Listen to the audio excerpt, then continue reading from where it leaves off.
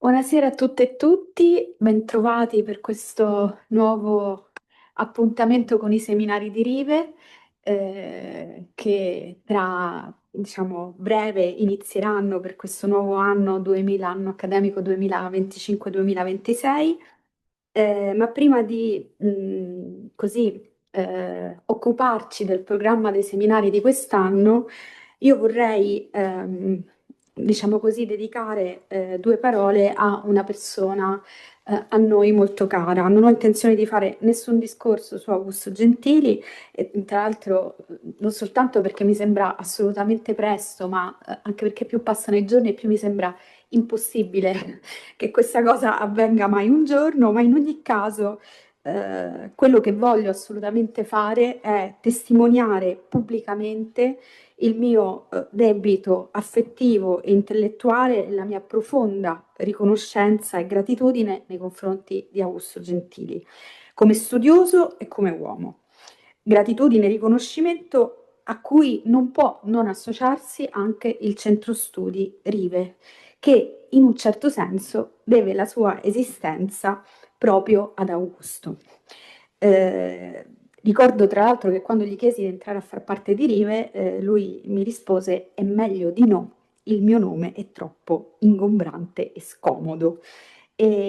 Ma io non ho alcuna intenzione di nascondere quel che devo ad Augusto, e del resto così gli risposi in quella occasione, ne vado anzi fiera e ne andrò fiera assolutamente sempre. Vi chiedo perciò di fare un applauso per Augusto per restituirgli almeno simbolicamente un pezzetto di quel che ci ha regalato.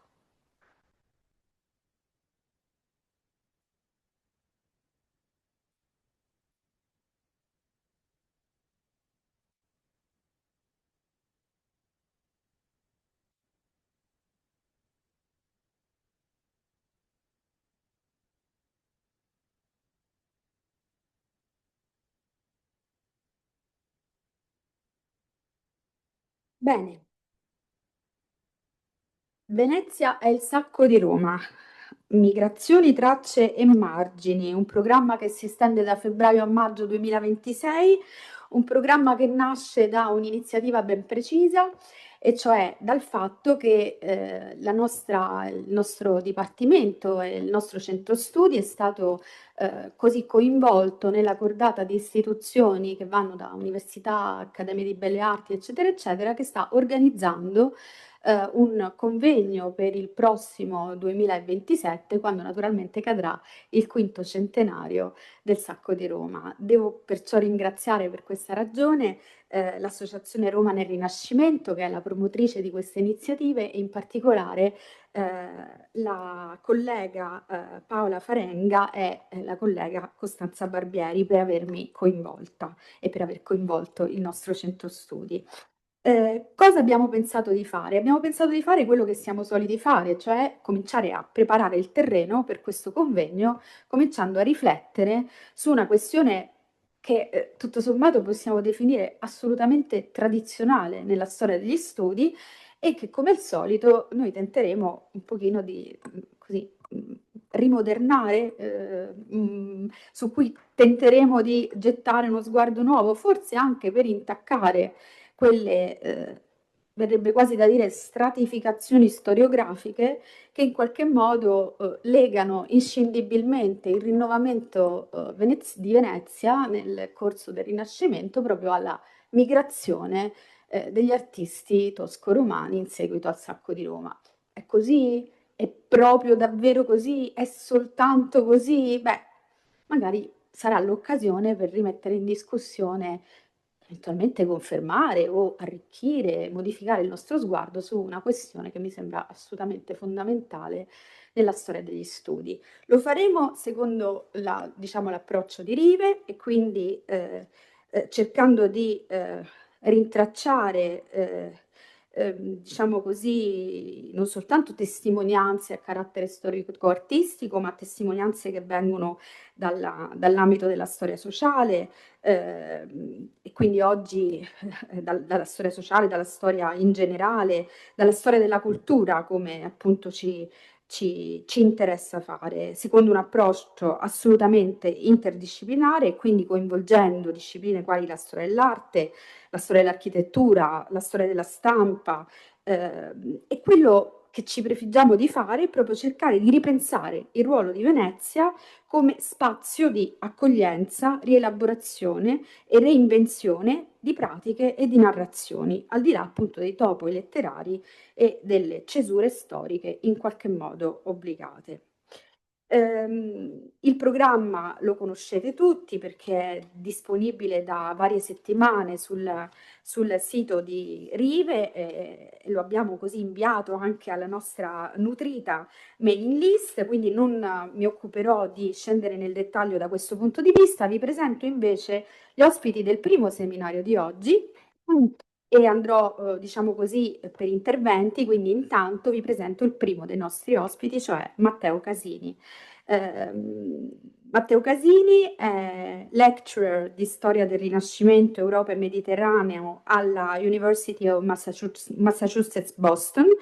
Ha svolto ricerca e insegnato in numerosissime istituzioni e università, da Venezia a Londra, da Firenze a Washington, Padova, Los Angeles, Princeton e Boston per l'appunto. Ha conseguito il suo dottorato di ricerca a Venezia, ha scritto moltissimo e ricordo il volume intitolato I gesti del principe del 1996, ma soprattutto i numerosissimi saggi pubblicati in tanti contesti diversi, penso alla rivista ludica Annali di Storia e Civiltà del Gioco, o ancora ai numerosi contributi nel progetto condotto da Gianmario Guidarelli dedicato alle chiese di Venezia e ultimamente posso ricordare le pubblicazioni sulla chiesa di San Polo, quella sulla chiesa di San Rocco e ancora la curatela del volume dedicato a San Giovanni in Bragora. Insomma, potrei dilungarmi ancora moltissimo sulla carriera e il profilo di Matteo, ma sono sicura che lui non gradirebbe e che non vede l'ora di prendere la parola, quindi mi limito a introdurre il suo intervento che si intitola Fra Venezia e l'Italia, il sacco nei diari di Marin Sanudo. Abbiamo proprio chiesto appositamente a Matteo di regalarci un piccolo esercizio che poi tanto piccolo non sarà, immagino, cioè di viaggiare nella cronachistica, in particolare Marin Sanudo, per restituirci le testimonianze, le notizie che arrivano a Venezia sul sacco. Grazie Matteo. Sì, grazie a tutti. Devo dire, Valentina, che ho anch'io un attimo di commozione difficile da superare in questo momento perché per Augusto, perché tra le pubblicazioni che tu citavi c'è anche stato un simpatico eh, contributo che ho dato insieme ad un amico dell'Istituto Veneto, Ruggero Rugolo, su Venezia 500. Ecco, erano in particolare il volume dedicato a Lionello Puppi. E quindi chiaramente è un po' difficile, devo dire, ricordare queste cose.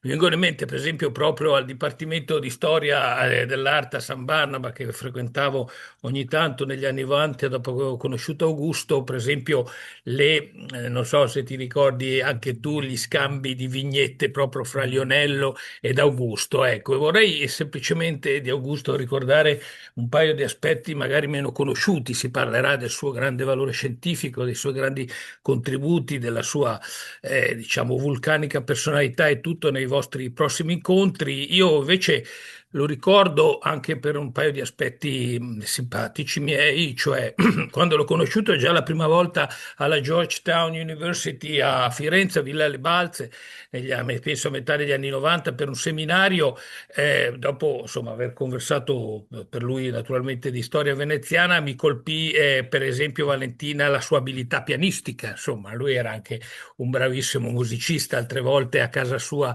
lì nella zona peraltro di Tiziano, ci ha dilettato dettato con questo, ecco. E poi naturalmente il suo grande senso dell'umorismo, e parlando di Sanudo, vorrei, scusatemi questo piccolo ricordo, ma penso glielo devo, quando abbiamo fatto parte per alcuni anni con dei risultati, anche con Lionello peraltro, di grande divertimento alla compagnia della Calze e gli Antichi negli anni 90. Io e Augusto tenemmo proprio un piccolo spettacolo, un teatrale, quasi direi una momaria più che uno spettacolo teatrale, in cui lui faceva Pietro Aretino e io facevo proprio Sanudo, Marin Sanudo. E disquisevamo e abbiamo fatto una discussione sulle donne di Marin Sanudo, che come insomma i venezianisti sapranno è un argomento un po' diciamo delicato così, insomma. Lo Io dobbiamo cercavo, rifare, Matteo, lo dobbiamo sì, rifare. sì, abbiamo delle foto molto belle di quelle occasioni, penso da qualche parte, e appunto naturalmente. Come tu potrai immaginare, Augusto faceva un Pietro Aretino perfetto, cioè era proprio, insomma, c'era proprio lo spirito di Aretino riviveva in Augusto, ecco, per citare solo alcuni episodi che ricordo e spero poi in estate di poter partecipare ad altri momenti. Ecco, e sorridiamo pensando ad Augusto, siamo molto tristi, ma anche sorridiamo per quello che le grandi cose che ci ha dato, ma vorrei sorridiamo anche perché, cara Valentina, ti ringrazio per questo compito, che è un compito arduo, è stato molto arduo, sia perché è un tema per me nuovo, ma beh, appunto, quindi ringrazio te e tutto il centro e tutti gli amici del centro Rive veramente tanto per questo.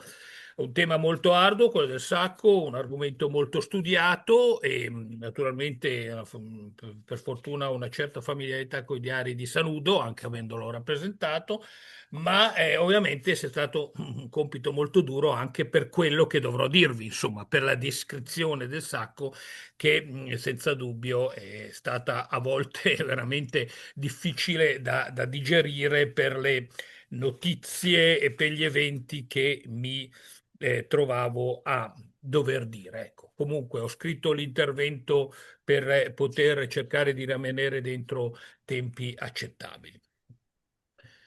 Fra Venezia e l'Italia, sacco nei diari di Marin Sanudo. La mattina dell'11 maggio arrivava a Venezia tutta tal nove di Roma, chi la credeva et chi non, di che tutti si meraveggiava. Il Sanudo così segnala l'attacco all'urbe che doveva aprire uno degli avvenimenti più oscuri, forse il più oscuro delle guerre d'Italia e del Rinascimento italiano. Il sacco durerà 9 mesi, come sappiamo, dal 6 maggio 1527 al 17 febbraio 1528, nella sua, diciamo, connotazione più ampia. I 58 diari del grafomane veneziano contengono almeno 300 pagine di documenti, meritevolmente trascritti nel 2016, lo segnalo a coloro che non lo sapessero, nei diari del Sacco di Roma a cura di Danilo Romei, che hanno facilitato molto il mio lavoro e per tutti coloro che vogliono avvicinarsi a Sanudo. Sono pagine, certo, già note, ma di una straordinaria ricchezza e dunque dovranno ancora essere studiate per comprendere quei tragici accadimenti. Del resto, le cronache saludiane, caratterizzate da una densità e intensità uniche, come sappiamo, rappresentano perfettamente Venezia come grande centro della comunicazione politica europea del Rinascimento, una tematica ben illustrata dalla storiografia recente. Vediamo ora da più vicino quelle numerosissime fonti che giungono da Roma e svariate località italiane, principali e minori, no? Per questo il titolo, appunto, Fra Venezia e l'Italia. Esse mettono in luce un'estesissima rete di corrispondenze lungo l'intera penisola. Innanzitutto si sviluppa un circuito primario che, secondo Danilo Romei, ha come emittenti primari Roma e Castel Sant'Angelo, dove il Papa si rifugia, e va poi al terminale prossimo del campo dell'esercito della Lega di Cognac, no? La Lega che l'esercito dovrebbe difendere il Papa, a volte a pochi chilometri da Roma, che a sua volta questo campo funziona come trasmettitore fino al terminale remoto di Venezia. Ecco, quindi 3 livelli: Roma, il campo dell'esercito della Lega, Venezia. A questo però circuito, aggiungo io, se ne aggiungono tanti altri che connettono direttamente le molteplici zone coinvolte, non so, da Firenze a Venezia, da Roma a Venezia direttamente, eccetera. Quindi una serie estesissima di circuiti, possiamo addirittura definirli quasi networks di corrispondenza. Le fonti sono veneziane, comunicazione dei provveditori presso l'armata della Lega, Alvise Pisani e Giovanni Vettori, di ambasciatori come Marco Foscari, Domenico Venier, Angelo Sanudo, Domenico Venier l'ambasciatore corrente a Roma, segretari, molto importanti, come Andrea Rosso, il primo che riferisce del sacco e citato anche dagli inviati spagnoli a questo proposito, Aurelio Vergerio e Piero De Franceschi, da poco tra l'altro biografato da Mario Canato, che ringrazio per avermi eh, mandato il suo articolo. Piero De Franceschi, nipote, se ho capito bene, del cancellier grande Andrea De Franceschi. Si citano poi anche altri segretari col Venier. Poi ci sono cardinali, fonti di cardinali, le dispacci cardinali, Francesco Pisani e Francesco Pesaro in particolare, di arcivescovi e vescovi e altri servitori vari proprio dei veneziani. Secondo gruppo direi dispacci diplomatici e personali del capitano generale Francesco Maria della Rovere, duca d'Urbino, sappiamo personaggio ipercontroverso di tutte le guerre. Poi ci sono i dispacci di Giovanni Simonetta di un certo Urbano alla moglie del duca e che è Leonora Gonzaga e al figlio Guido Baldo, che sono entrambi a Venezia, a Murano. Poi ci sono i dispacci di Scipione Datella al Duca di Milano e dei particolarmente attivi inviati del Duca di Mantova, molto importanti questi inviati, Benedetto Agnello, Sigismondo Fancino, Sigismondo della Torre, Carlo Nuvolone e Ludovico Ceresari. Infine, dispacci di altri condottieri, al soldo della Serenissima o meno. Terzo gruppo comprende altre fonti ancora, brevi papali, missive private di vari protagonisti come alti e bassi prelati, anche veneziani, naturalmente, gentiluomini provenienti da vari luoghi come il veneziano Zuan Barozzi di Francesco, cubicolario del Papa e prigioniero degli spagnoli, il vicentino Piero da Porto o il parmigiano Rainaldo Garambais e tanti altri e ancora dottori o altri servitori di vario tipo anche del Papa. Ci sono anche rare comunicazioni direttamente dall'interno del campo nemico, interessante, come del capitano imperiale Luigi Gonzaga, di cui diremo. Ma tutti i citati corrispondenti dimostrano una notevole e approfondita conoscenza di ciò che avviene a Roma e presso gli imperiali, svelando, certe volte sì, certe volte no, le proprie sorgenti di informazione. Ecco, in base a questa veramente impressionante, questo impressionante cumulo di informazioni, io oggi vorrei darvi un po' un quadro cronologico generale del sacco, anche forse Valentina a mo' di introduzione di tutto il vostro seminario e naturalmente aggiungendo qua delle mie primarie impressioni, è un argomento proprio del tutto nuovo sul quale dovrò lavorare ancora parecchio, con, come dicevi anche tu, che è un po' la mia preferenza un taglio di storia, direi soprattutto sociale più che politica. Ecco. La narrazione segue due parti cronologiche con caratteristiche diverse. Fino al giugno 1527 si evidenziano il vero e proprio sacco e la reazione del Papa. E qui abbiamo tantissime fonti, tutte quelle che vi ho descritto. Da fine giugno al febbraio 1528 invece diventa più prevalente la narrazione delle conseguenze del sacco nei territori circostanti. Attenzione. E in Italia, a seconda dei movimenti delle varie truppe che agiscono o verso il nord, Umbria, Toscana, Emilia, Milano, o verso il sud, il Regno, cioè il Regno di Napoli. E qui le fonti un po' si riducono, primariamente sono soprattutto le fonti di Pisani, del provveditore veneziano, del ducano, del mantovano Benedetto Agnelli e del duca di Urbino, ecco, e poco altro. Poi ritornano un pochino più ricche verso la fine, ma insomma, questi sono i tre principali protagonisti.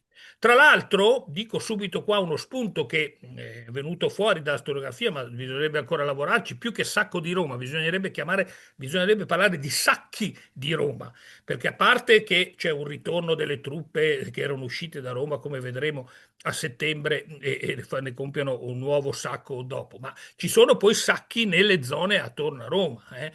Dice per esempio uno dei testimoni: attorno a Roma molte miglia ogni cosa è andata ugualmente a male.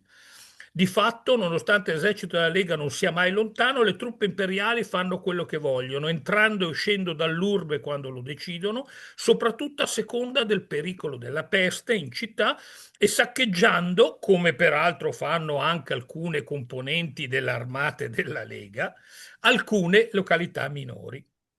Emergono poi come particolarmente problematiche le situazioni di Perugia e Camerino, senza ovviamente dimenticare Firenze, Firenze fondamentale, che proprio durante il sacco il 17 maggio espelle i Medici, e le Romagnole, Ravenna e Cervia, prese in questo momento proprio dalla Repubblica Serenissima. Ecco, quindi un quadro che va molto al di là della città di Roma, questo è importante dirlo.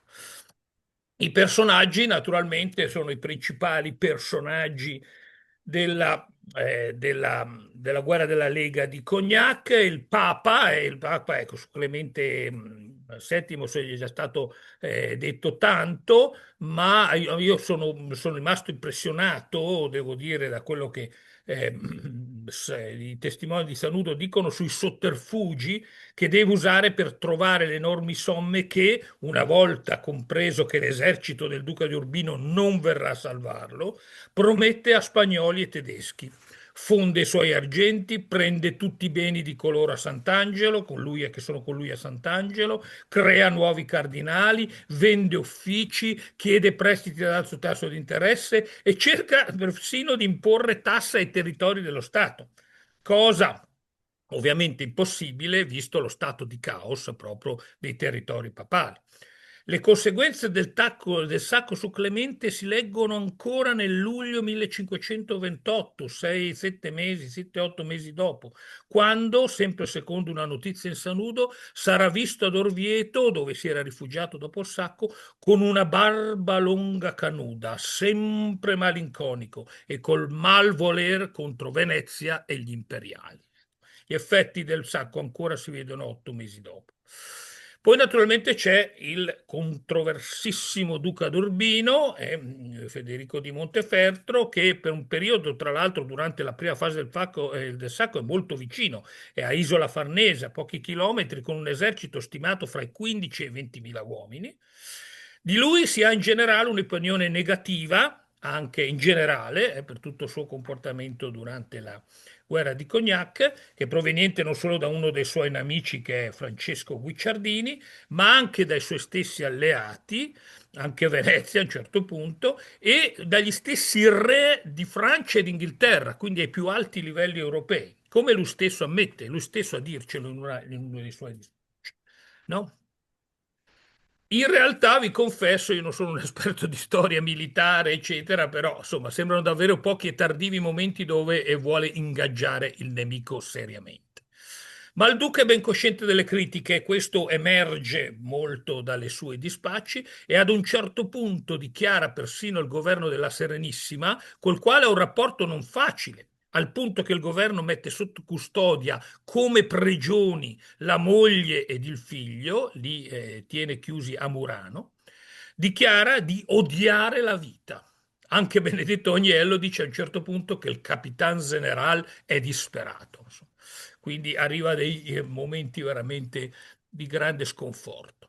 Peraltro, questo bisogna dirlo a sua difesa, deve collaborare, oltre che con i provveditori veneziani, con molte figure dall'ardua personalità. Il marchese di Saluzzo, Francesco Guicciardini e le bande nere, buone anche quelle, Guido Rangone, il conte di Caiazzo, Orazio Baglioni, Alessandro Farnese, Luigi Gonzaga e vari altri condottieri, vi potete immaginare. Orazio Baglioni, tanto per dirne una, sfoggia la sua violenza durante le vicende complicate a Città di Perugia, uccidendo membri della sua stessa famiglia. Luigi dei Gonzaga di Sabioneta, assieme al cugino Ferrante, figlio di Francesco e di Isabella, E invece nella parte imperiale i due, secondo un testimone di Sanudo, hanno guadagnato niente o poco nel sacco di Roma. Erano dalla parte imperiale, ma si dice non hanno guadagnato dal sacco. Anzi, pare abbiano perso e speso del suo per aver scossi molti pregioni suoi amici, cioè per aver pagato i riscatti degli amici che erano prigionieri degli imperiali. Tra l'altro, sì, Alvise Gonzaga è un'altra persona molto controversa, si muoverà fra le due parti, alla fine aiuterà il Papa, diventerà fedele per un periodo del Papa dopo Roma, ma insomma è una vicenda lunga. Interessante inoltre, parlando dei personaggi, questi forse meno conosciuti, la costante presenza dell'ambasciatore d'Inghilterra in un momento di grande tensione internazionale di Enrico VIII con Clemente Carlo V, sia per contrastare il dominio imperiale a livello europeo, sia per il tanto desiderato divorzio da Caterina d'Aragona. Interessante anche le figure dei negoziatori spagnoli col pontefice, come il principale Hernando Alarcón, personaggio di spicco per lunghi periodi. E poi, dulcis in fundo, la famiglia Colonna, naturalmente pro-imperiale da sempre, autrice di un precedente sacco dell'Urbe nel settembre 1526.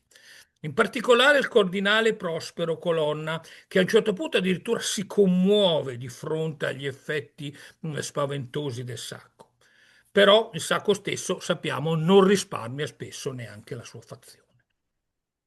Dopo i personaggi vediamo un pochino meglio alcuni aspetti veramente drammatici del sacco, che è soprattutto all'inizio, per i primi 8 giorni dopo il 6 maggio, dopo l'entrata in città, e diciamo viene teoricamente fermato da un bando, no, contro i saccheggi, che tuttavia non sembra essere molto osservato neanche nelle settimane successive.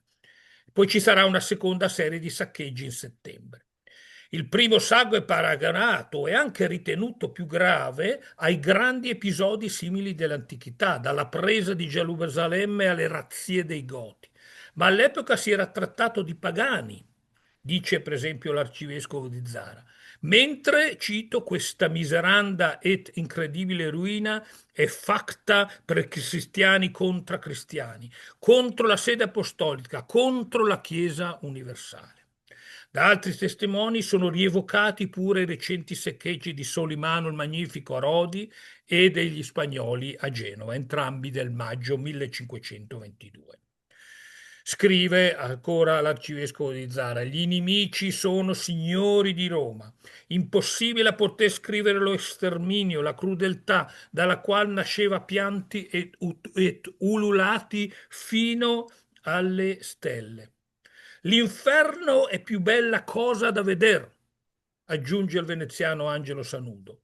E Ambrosio, buffone del Marchese di Mantova, lamenta che questa vicenda Dio ce la doveria chiarire specialmente. Dio dovrà dirci che cos'è stata questa vicenda.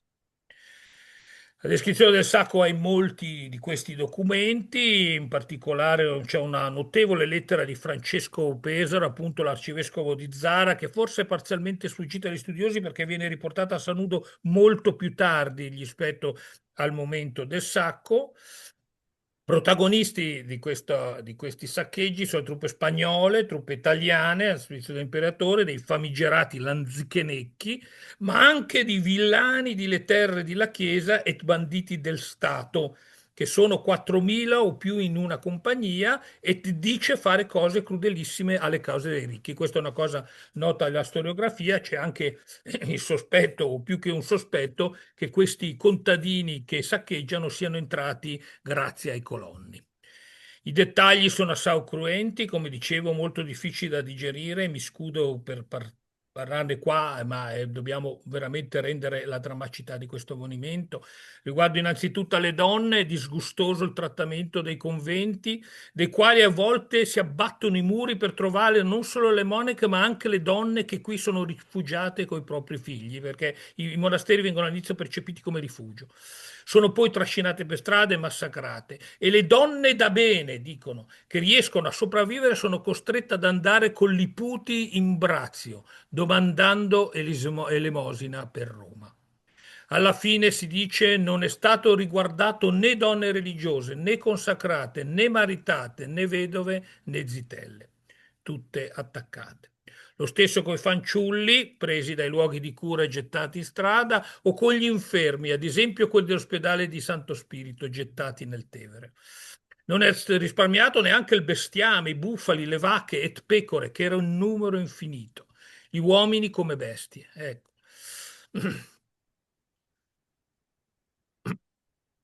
Terribili i dettagli inoltre sul saccheggio dei palazzi e sulle taglie, i riscatti richiesti per tanti cittadini fatti prigionieri. Questo fenomeno delle taglie è diffusissimo, come si è già detto dalla storiografia, ma bisogna approfondirla questa cosa.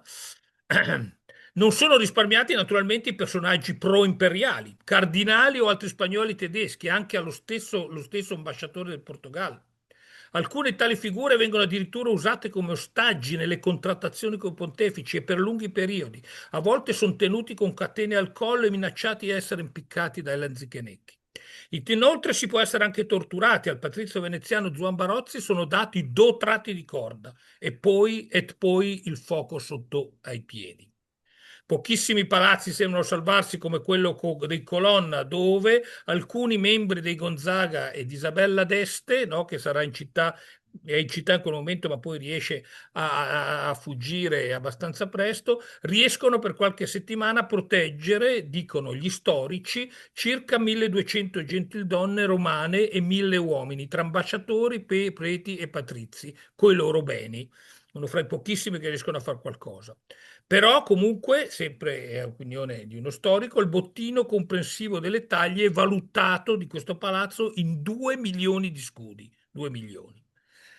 Alcune case in giro per la città, e anche questo è un aspetto sì, che ho scoperto, vengono vendute e poi addirittura rivendute, vendute dai proprietari per salvarsi dal riscatto, ma poi vengono rivendute, c'è tutta una circolazione di proprietà di case, pare anche con il coinvolgimento di ebrei.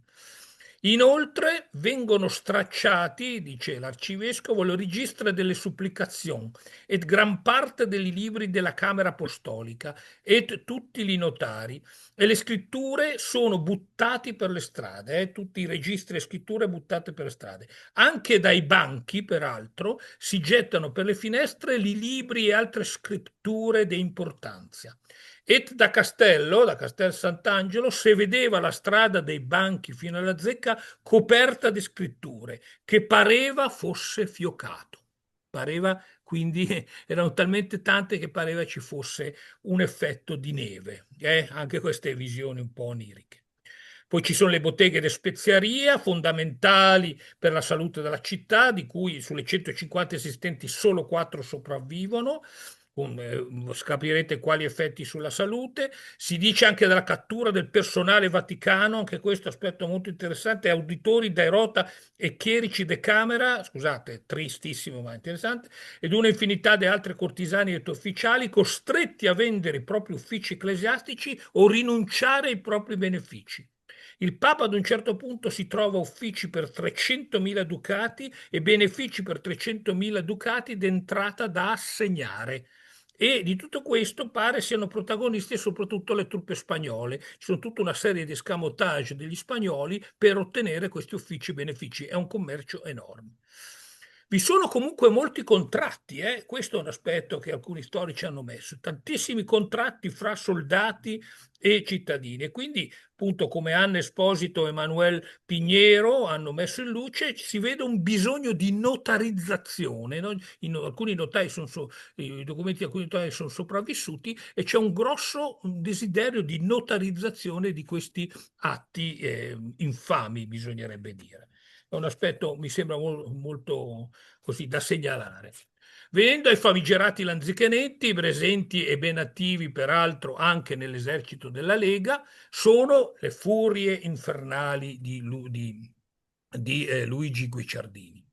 Come il Guicciardini e alcuni fonti in Sanudo mostrano, per via del loro luteranesimo odiano il Papa e tutto ciò che è ecclesiastico. È anche il Furstenberg, il capo dei dei Lanzichenetti dal Tirolo, che viene dal Tirolo in Italia, che poi peraltro non arriva a Roma perché deve rinunciare e poi anche morirà per motivi appunto di salute, però dice che va a Roma per vuole ammazzare il Papa. Ecco. Questo, con questo odio luterano, diciamo, comporta che prete e monache appunto siano trucidate immediatamente, le ostie vengono calpestate, le sacrestie derubate, crocefissi rotti e smembrati, tombe sconsacrate. I tesori dei romani a volte venivano messi nelle tombe, sappiamo. Inoltre cito paramenti et panni di altare e ornamenti delle chiese de brocata e de seta sono tagliati e strapazzati in gipponi et calze bigarate et copertali cavalli con le armi et veste alle cortesane et vestiti buffoni et ragazzi. Cioè i paramenti delle chiese vengono trasformate in abiti, per esempio le famose calze bigarate, le calze diciamo particolari, noi diremo oggi alla zuava, che sono una caratteristica degli spagnoli e degli anzichenecchi in questo periodo e che creano anche una certa moda alla spagnola, insomma. Infine, sempre i tedeschi cavalcano mule come il cappello et abito cardinalesco menando in groppa vescovi ed altri, cioè si prendono gioco dei cardinali in giro, sì, dei cardinali e dei vescovi in giro per la città. San Pietro e i quartieri papali vengono trasformati in stalla e questo è un argomento molto noto e non so se ne parlerete comunque di San Pietro e delle trasformazioni. Secondo appunto gli storici, le fabbriche della Basilica, che erano tra l'altro assai rallentate nel periodo prima del sacco, di fatto riprenderanno vigore nel periodo successivo. Ci sono poi le reliquie fondamentali citate da molte fonti. Il velo della Veronica di San Pietro pare sia passato per molte mani, andato per tutte le taverne di Roma e poi sia scomparso, con profezie avverate, cioè c'erano state le profezie che parlavano di queste. Però sul velo ci sono molte notizie contraddittorie e quindi bisognerà capire meglio. Poi ci sono le teste dei santi, di San Giovanni Battista, per esempio San Paolo, e la vesta, in realtà il velo di Nostra Donna, della Vergine, penso quella oggi alla Basilica di Santa Anastasia al Palatino, che vengono anch'esse brutalmente maltrattate. Ho trovato anche una notizia non confermata, non qui in Sanudo, in altre fonti, che venivano usate per giocare a pallone nelle strade le teste dei santi. Come conseguenza, in Roma non si dice più messa né suona campane, non c'è Cristo per le chiese che non abbia 100 e 200 cordelade. Per via del sacco la religione non si pratica più a Roma. Poi per la città, sopraggiunge naturalmente tanta estrema carestia, si ammazzavano a Liforni ci si ammazza, et gran parte viveva di erbe, et gran numero moriva di fame. Vi sono morti accatastati per le strade e nelle case. Non si crede, si scrive, che se il turco fosse venuto a tale impresa avesse usato la crudeltà che hanno usato questi rebaldi. E alla fine non può che arrivare la peste. In realtà Roma è in crisi demografica dal 1522, vi sono accenni di epidemia già poco prima del sacco, come storici hanno notato, ma dopo il sacco si scrive ne moriva 500 al dì e qualche dì ne moriva più di 900 e rimanevano i corpi morti per le strade e quelli che morivano nelle case, maxime di Lanzichenecchi, erano gittate nelle cantine e tra pochi giorni nacque tanta spuzza che non si poteva andare per le strade di Roma.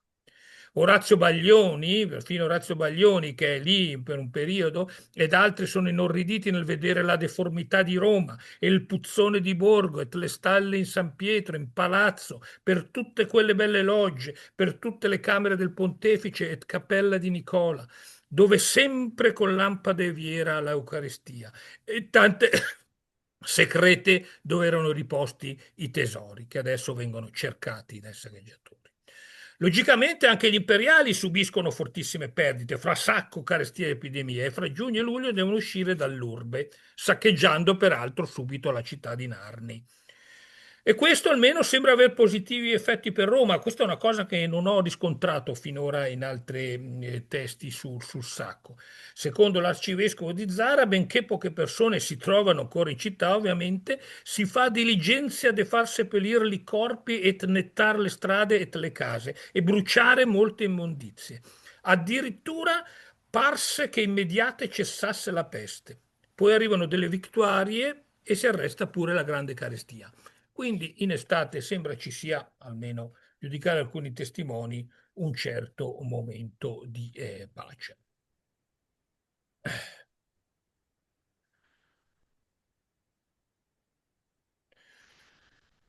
Un attimo, ecco. Alcune notazioni molto interessanti nelle fonti sanudiane, un attimo qua, 4, 5,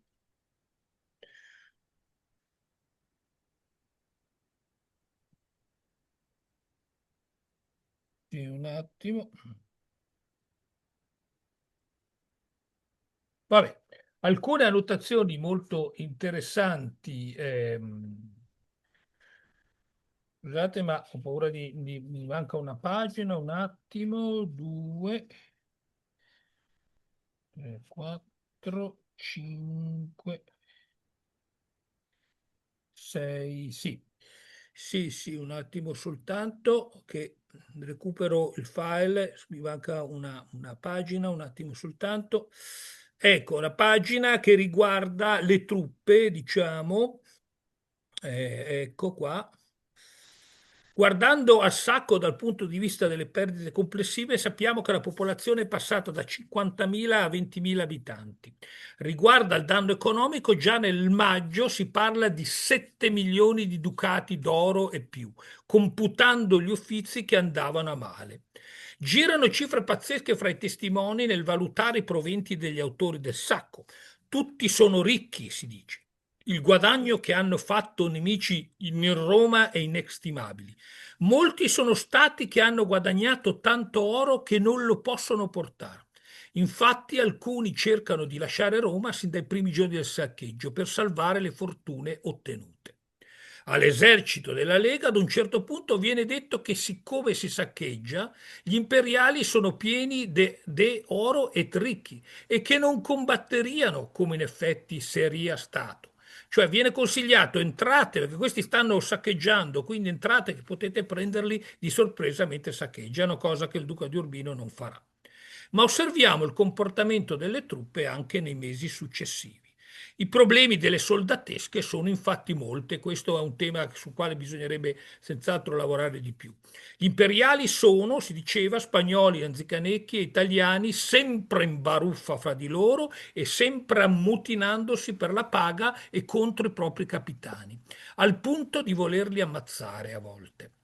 Cosa stupefacente, nonostante l'aver ottenuto grandi tesori a Roma, nei mesi successivi al sacco le truppe imperiali sono sempre maniacalmente ossessionate dalle paghe, addirittura incluse nelle contrattazioni col pontefice. Anche al ritorno nell'urbe a settembre di Lanzichenecchi e Spagnoli, gli inimici, si dice, sono tutti in Roma di nuovo, questa situazione continua e continua fino all'ultimo, nonostante appunto un nuovo sacco. Quindi un'ulteriore carestia obbligherà le truppe imperiali a lasciare di nuovo la città. Quindi, nonostante appunto tutte queste accumulazioni di tesori durante il sacco, il motivo delle paghe rimane centrale per tutto questo periodo. Anche l'esercito della Lega non sta molto meglio. In giugno, per le insolenze di francesi delle bande negre, l'esercito è condotte a grandissima carestia del vivere. Mancano pane, vino e acqua. Si deve vivere quasi di sola carne, solo in certi giorni. Ed è difficile avere merci dalle comunità circostanti. A volte dei castelli vengono saccheggiati, soprattutto dai francesi. Vi sono anche casi di peste o altre malattie come la rogna o la giandusa, che non ho capito bene ancora che cosa sia. Lanzichenecchi e svizzeri sono presenti anche presso la Lega, tra l'altro i lanzichenetti chiamati con polemiche varie dallo stesso Duca d'Urbino, e oltre a litigare fra loro, e si ammazzano anche a un certo punto, minacciano di lasciare in continuazione il campo se non vengono pagati. I lanzichenetti addirittura chiedono, con un fare quasi sindacale direi, di calmierare il prezzo di pane e vino, lo chiedono al duca, cerchiamo di tenere bassi i prezzi di pane e vino. Alla fin fine, quindi, cronica è la mancanza di denari per le truppe qui presso la Lega, denari che peraltro dovrebbero venire soprattutto da Venezia, ricordiamoci. Come ultimo punto, per le mie future ricerche, vorrei un attimino accennare a Venezia e il Sacco. Quasi nulla è ancora emerso sulle reazioni interne alla città agli eventi romani, ma senz'altro si potranno condurre delle ricerche su fonti qua veneziane. C'è ad esempio una pubblicazione in tedesco segnalata da Chastel che esce in contemporanea in Laguna. Poi naturalmente sì, si va a vedere le fonti cronachistiche, altri dispacci, eccetera, ma ci sono i personaggi del patriziato che emergono dalle fonti sanudiane, molto interessanti, anche al servizio del Papa. Oltre alle famiglie già citate, vi sono i Corner, i D'Alezze, i Lippomano, i Barozzi, i Grimani, i Giustinian, i Bonne, i Bragadin, i Gritti, i Coco, Trevisan, Marcello e altri ancora. Una prova ulteriore, se ce ne fosse bisogno, dei fortissimi legami di Venezia con la Chiesa di Roma, di tutta Italia e del Mediterraneo. Alcune annotazioni molto interessanti nelle fonti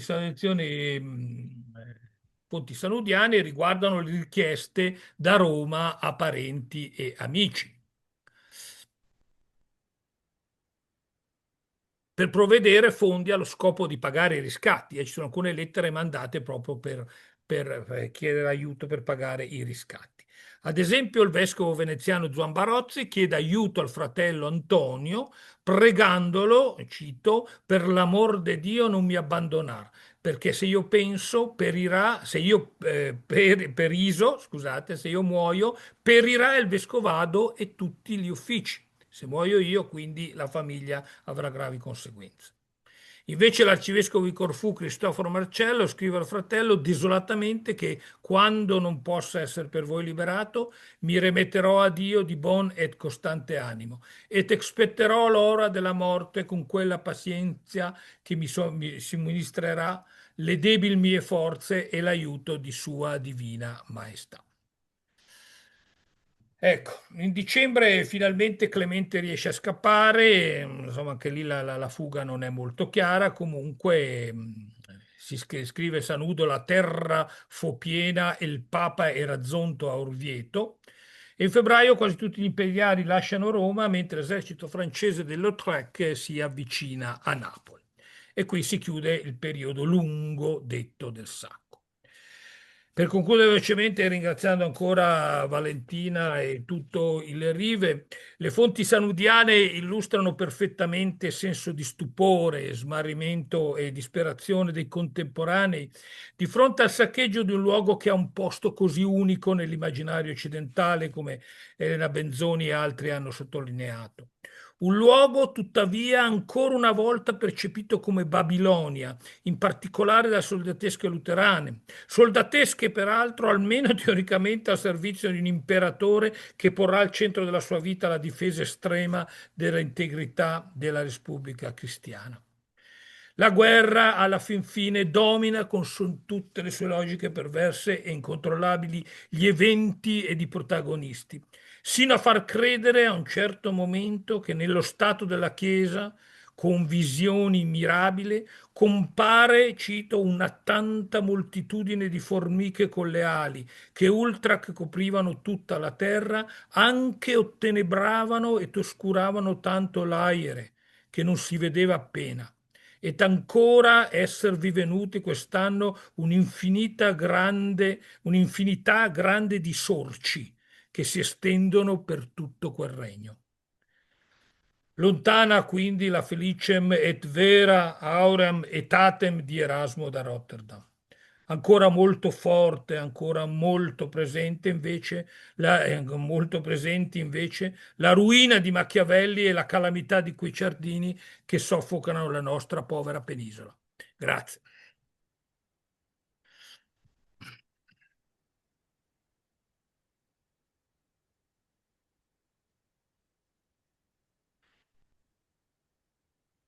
Ringrazio moltissimo Matteo per questo intervento fondamentale che sicuramente ci permette di entrare nel vivo della questione, al di là della capacità di sintesi che hai avuto nella appunto restituzione di questo dramma, autentico dramma che pervade non soltanto Roma, ma come hai ben sottolineato, molti altri territori circostanti.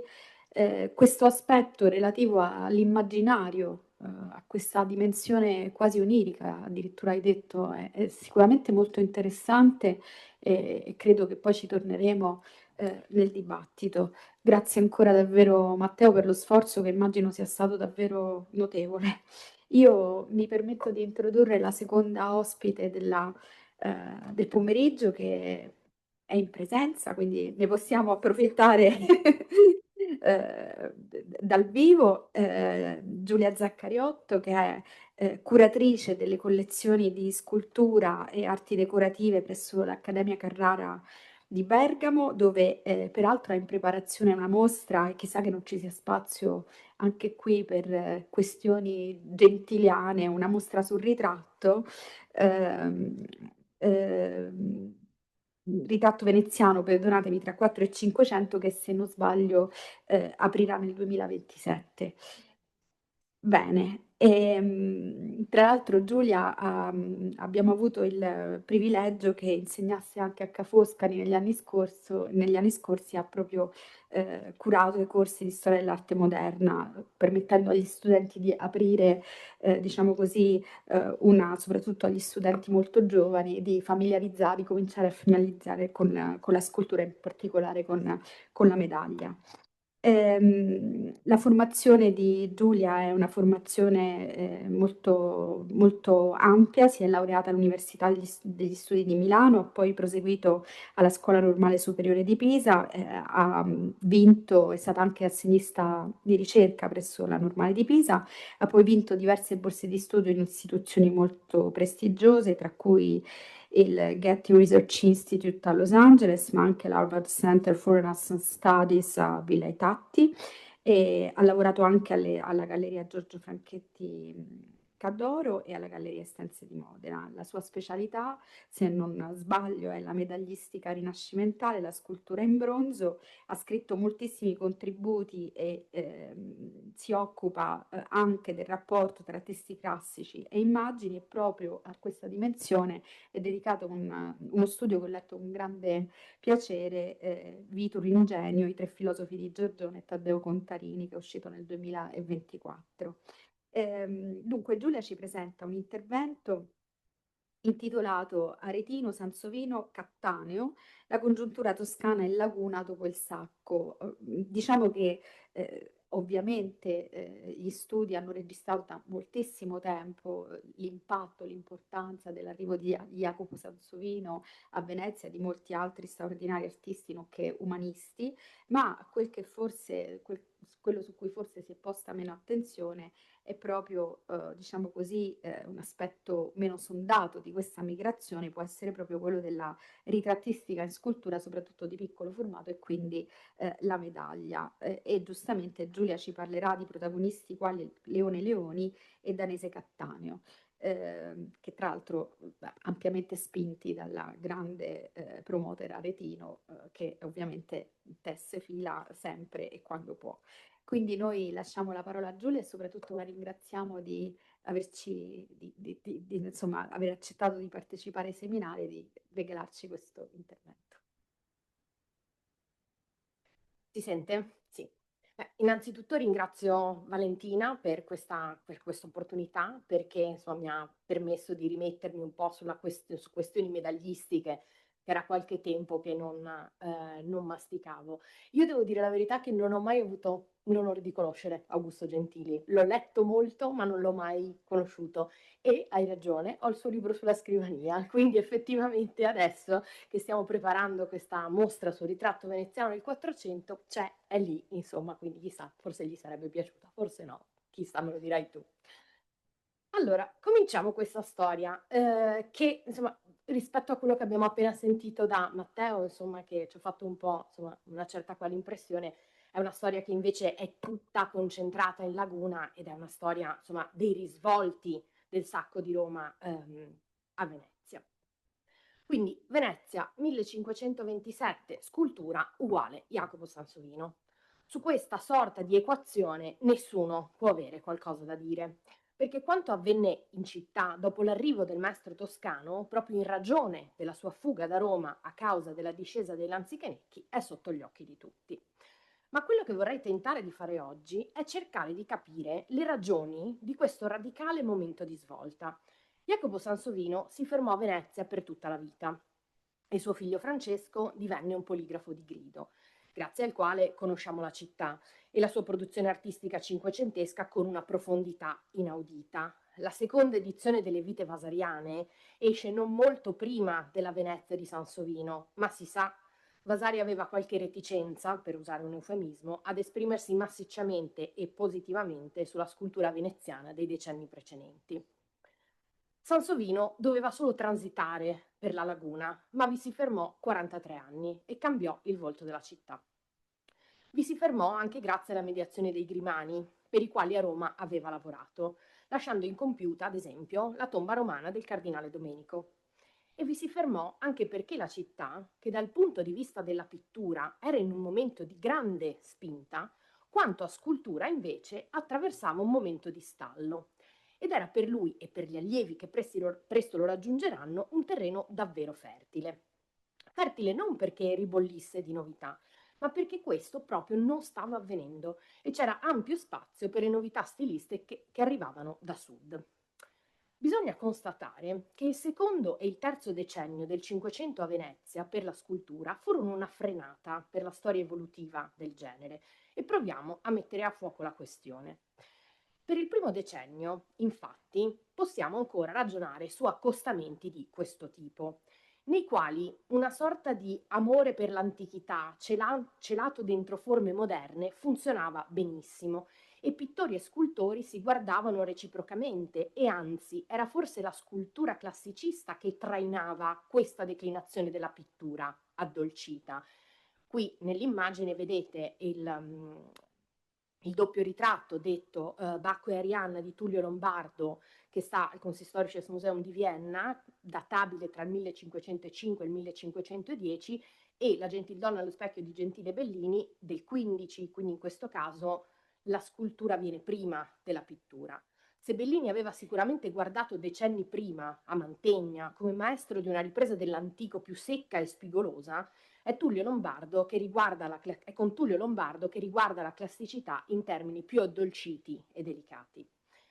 Ma nel decennio successivo le cose si complicano, perché Tullio Lombardo si barrica su posizioni di strenuo archeologismo. Questa che vedete davanti è la tomba di Giovanni Mocenigo nella controfacciata della Basilica dei Santi Giovanni e Paolo, che si data entro il 1522, e il particolare che vi ho ingrandito sulla sinistra è proprio una puntuale citazione antiquaria di Tullio Lombardo che cita la cosiddetta statua antica piccola ercolanense che all'epoca stava in una chiesa di Vicenza. Quindi posizioni di strenuo archeologismo, appunto, che faticavano moltissimo a intrecciarsi, soprattutto nel gusto dei committenti, con le dolcezze della maniera moderna. E le commissioni scultoree cominciarono a scemare, se non quelle dei restauri di antichità. Proprio in questa pratica, Tullio crebbe il figlio Sante, che avrebbe potuto prendere in mano la bottega di famiglia, quella che era stata del nonno Pietro e dello zio Antonio, ma Sante non sviluppò mai una sua autonomia, tanto che non siamo ancora in grado di metterlo davvero bene a fuoco come scultore nei complessi del padre. Già dalla metà degli anni '20 Sante preferirà dedicarsi all'architettura, seguendo un filone dell'attività del geniale padre, ma di lui come scultore perdiamo davvero le tracce. Antonio Lombardo era lontano da Venezia. Si trovava alla corte estense con i suoi figli. Loro sì che la maniera la vorranno imparare e torneranno a Venezia dopo l'arrivo di Jacopo Sansovino, quando si renderanno conto che i grandi cantieri aperti sotto il doge di Andrea Gritti potevano offrire loro un palcoscenico sul quale mostrarsi. C'era Simone Bianco, è vero, un altro, toscano, di Arezzo, già arrivato in laguna ben prima del 1527, attorno al 1512. Un toscano con il quale Pietro Aretino scambiava spassosissime lettere di ricette culinarie. Ma Simone si specializza in un genere molto peculiare, che immediatamente fa la sua fortuna, ma che nel breve tempo lo spedisce in un limbo dal quale deve ancora davvero uscire. Bianco parte da Tullio Lombardo e dalle sculture all'antica e ne fa il culmine della sua produzione, realizzando una serie di busti che sì sanno vedere Giorgione, ma che lo celano dietro sembianze da Roma imperiale e rendono ancora molto difficile oggi agli studiosi di scultura mettere davvero a fuoco la sua opera. Molte delle sculture di Simone Bianco ancora si trovano nei musei archeologici, comprese per sculture antiche. Un altro gruppetto di artisti, quelli ad esempio attivi nell'altar maggiore della chiesa di San Rocco, Venturino Fantoni, Bartolomeo Bergamasco, Pietro Paolo Stella, Giovanni Maria Mosca, non riescono a spiccare più di tanto, perché non riescono ad accogliere le novità dirompenti della pittura e trasferirle nel marmo. Evolvono sì rispetto alla rigidità di Tullio, ma non riescono ad ammorbidire le loro figure a tal punto da trasferire in scultura quella maniera che in pittura funzionava già da un po'. Mosca, ad esempio, altro campione di archeologismo, resisterà a Venezia almeno fino al 1529, ma ben compreso che Sansovino avrebbe cambiato le sorti della scultura e le commissioni veneziane sarebbero state tutte incentrate dal Toscano, prese la sua bottega e la trasferì in Polonia, accolto dagli Jagelloni, per i quali lavorò restando all'estero fino alla morte. Anche la scultura in piccolo, piccolissimo formato a Venezia negli anni '20 era in crisi. Nei primi decenni, vantando anche un periodo romano, Vittore Gambello, meglio noto come Camelio, aveva stabilmente l'incarico di incisore in zecca e, giocoforza, era divenuto anche il ritrattista in medaglia dei dogi e dell'elite veneziana. Qui vedete la medaglia per il cardinale Domenico Grimani e una medaglia per il doge Agostino Barbarigo. Camelio, in 40 anni di lavoro per i dogi, realizzerà dei ritratti metallici di straordinaria definizione fisionomica, pensati e modellati in diretto dialogo con la ritrattistica di Gentile e Giovanni Bellini, con i quali condivideva anche vita, lavoro presso la Scuola Grande di San Marco.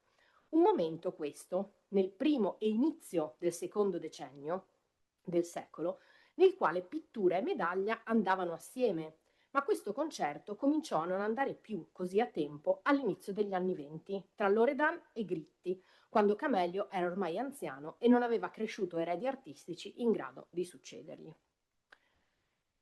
Gli incisori allora in zecca con l'anziano maestro non erano stati in grado di apprendere da lui anche la vivida resa dei volti nel piccolo formato, ma solo la perizia nell'incidere i coni, più tecnica che stile, insomma.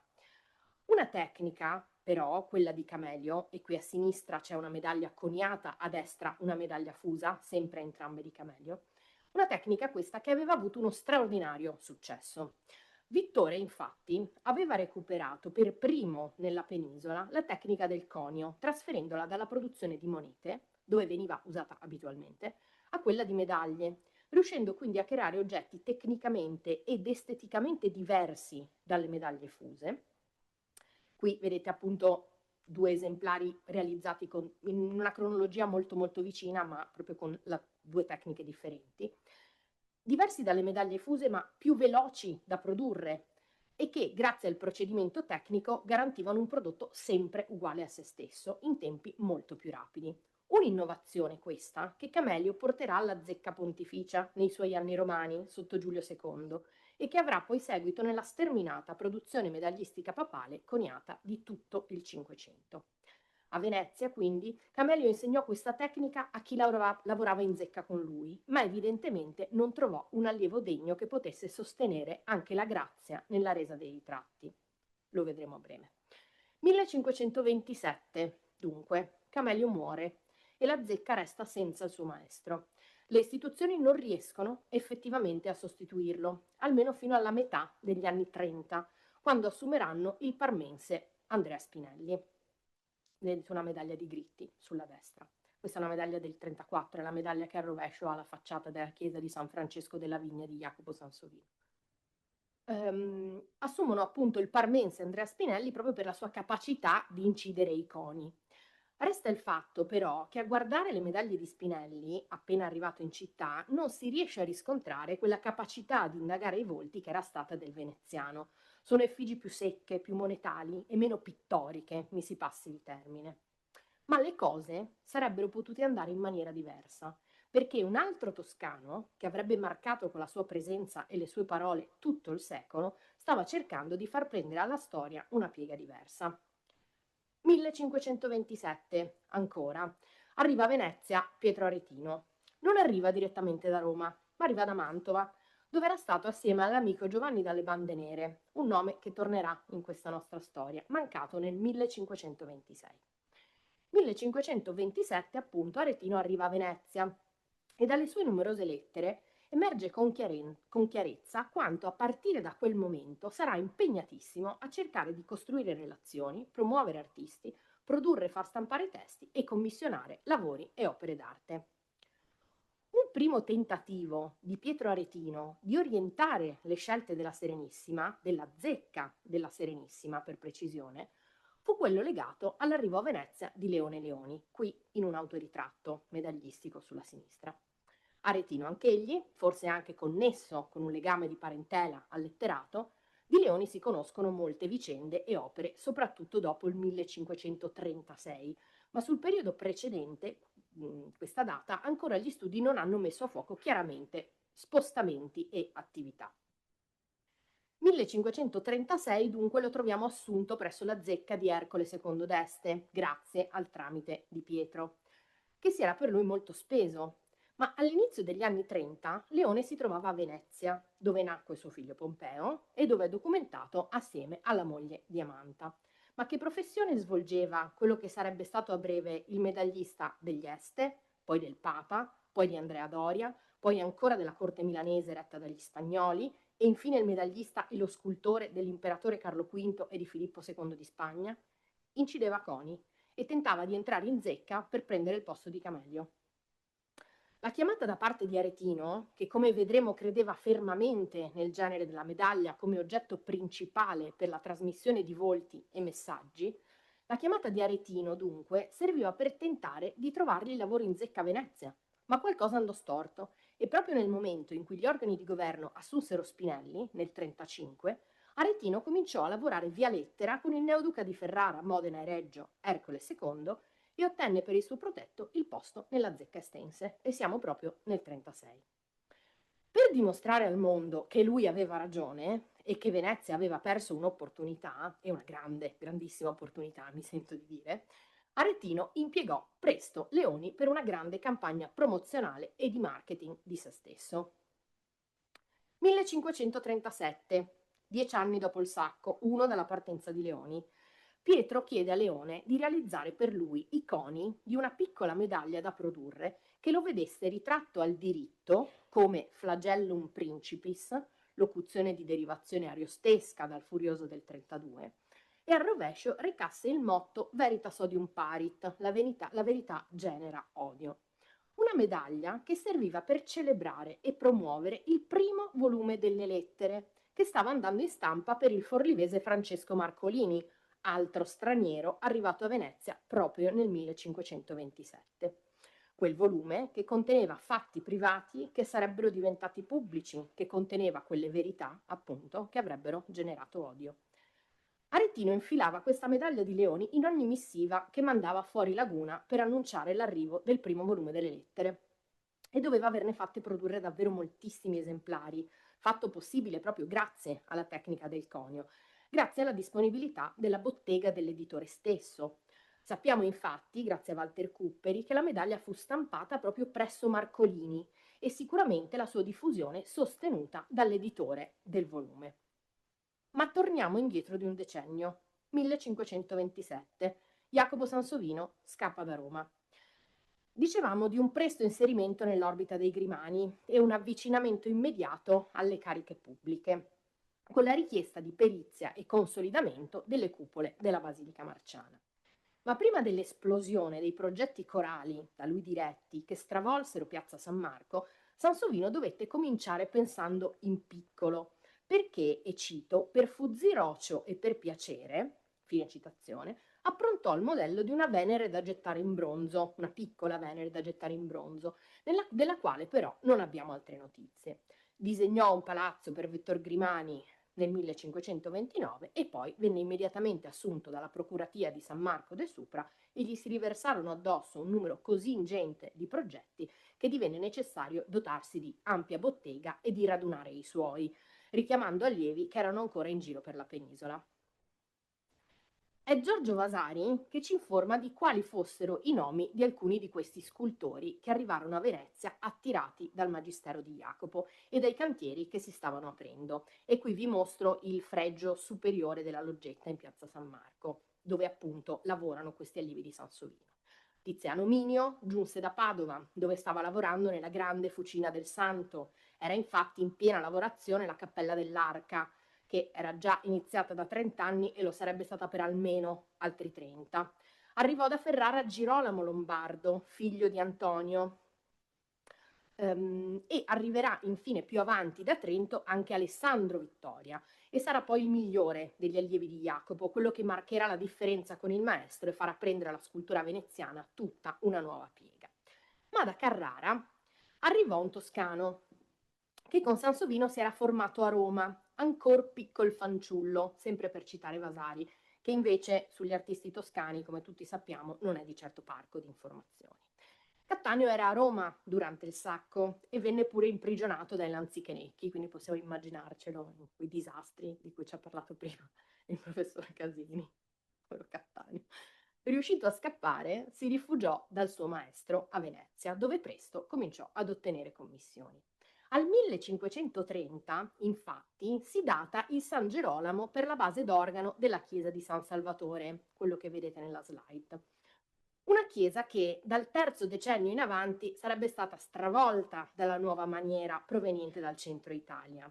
E qualcosa di questo cambiamento si intuisce dal confronto tra la scultura in marmo di Cattaneo, a sinistra, e quella commissionata a Jacopo Fantoni, il San Lorenzo, sulla destra. Qui non c'è solo il confronto tra due scultori che qualitativamente non si trovano davvero allo stesso livello, ma soprattutto tra quella novità portata dalla Toscana e quindi da Cattaneo, quella capacità delle sculture di prendersi tutto lo spazio disponibile e valicarlo anche, quegli sbilanciamenti sinuosi, quelle linee frante e, dall'altra parte, gli ultimi risultati di una stagione scultorea, quella della fine del 4 e dei primissimi decenni del 5, che nella tradizione veneziana andava spegnendosi. Fantoni non è un brutto scultore, capiamoci, basta guardare il Cristo di Cadoro, ma è evidente come la base su cui elabora sia una base ancora pienamente rinascimentale.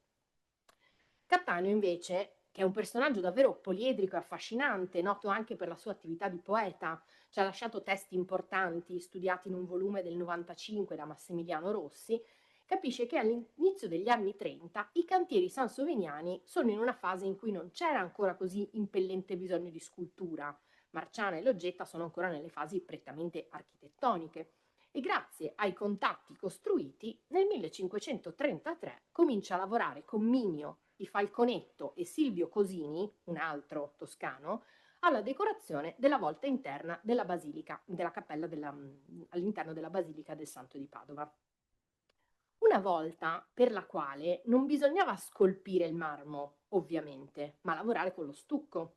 Quindi passare da una scultura per via di levare a una per via di porre, imparando a dominare il medium plastico. Il primo passo per poi creare modelli fittili o di cera da fondere infine in bronzo, e ci torneremo a breve.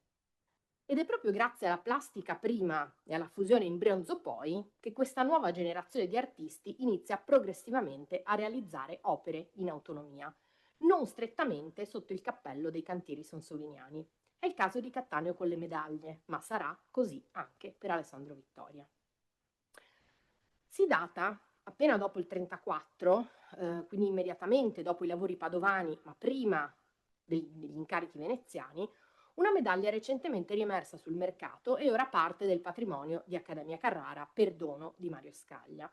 Una medaglia raffigurante quasi sicuramente Giulia Gonzaga, dato non deducibile tanto dalla leggenda del diritto, che è in greco e come vedete recita Euganeia Nicoglossa, ovvero di nobili origini e con eloquio trionfante, quanto invece da quella del rovescio, stranamente in volgare italiano e non come prassi in latino, che non è altro che un prelievo dalle stanze che il modenese Francesco Maria Molza aveva composto nel 1934 in lode del ritratto di Giulia Gonzaga realizzato da Sebastiano del Piombo su richiesta di Ippolito de' Medici, un ritratto perduto di cui abbiamo davvero molte copie. Un altro giro tosco-romano di un certo rilievo, questo. È possibile attribuire la medaglia a Cattaneo sulla base del confronto tra questa medaglia, che ho dimenticato di dirvi è un esemplare unico, cioè non ce ne sono altri esemplari come invece è più normale per le medaglie, grazie appunto al confronto con altre medaglie modellate e fuse da Cattaneo negli anni successivi e delle quali siamo invece molto certi grazie sempre alle lettere di Aretino, che ne parlano ampiamente e che ne promuovono il lavoro anche fuori Venezia. Ad esempio, con la medaglia per Elisabetta Querini, Amore Bembiano, qui nell'esemplare del British Museum di Londra, che datiamo un po' più avanti, tra il 45 e il 50, ma con la quale condivide la gestione dei pieni e dei vuoti, della posizione della leggenda, esattamente divisa a metà tra fronte e nuca dell'effigiata, del lettering e la capacità di un grande scultore di realizzare ritratti vividi nel seppur piccolo formato della medaglia. Capacità che proprio a partire dalle medaglie lo porterà poi a divenire ritrattista di grido, nel piccolo e nel grande, nel bronzo e nel marmo. Un caso fra tutti, non lontano da queste cronologie, siamo tra 46 e 47, il ritratto di Pietro Bembo per la tomba del Santo di Padova, che vedete a destra, e in una medaglia celebre, quella che al rovescio ha Pegaso che fa scaturire la fonte Ippocrene, realizzata proprio in morte del cardinale. Ma la medaglia di Giulia Gonzaga, nel suo rovescio, funziona anche a specchio con il grande formato, con quell'Apollo Sole che Cattaneo stava scolpendo proprio in quegli anni per la Zecca e che ora si trova nel cortile di Capesaro. Lo vedete sulla sinistra. La posa di Apollo e quella di Venere Regina che educa Cupido al rovescio della medaglia sono pressoché sovrapponibili nel fluido scendere delle gambe, nel peso che scivola leggermente dalla seduta, nei volumi e nella fisicità, a dimostrazione di una maniera ormai interiorizzata e trasferita nel marmo e nel bronzo. Allo stesso torno d'anni, e siamo nel 46, a dimostrazione di una fortuna continua e costante dell'artista carrarese a Venezia, si lega anche un ritratto scolpito con l'effigie di Giovanni dalle Bande Nere, quel Ludovico di Giovanni de' Medici che era stato amico di Aretino e che era morto nel 26, senza fortunatamente vedere il sacco. Ovviamente c'è proprio Pietro Aretino dietro la commissione di questo ritratto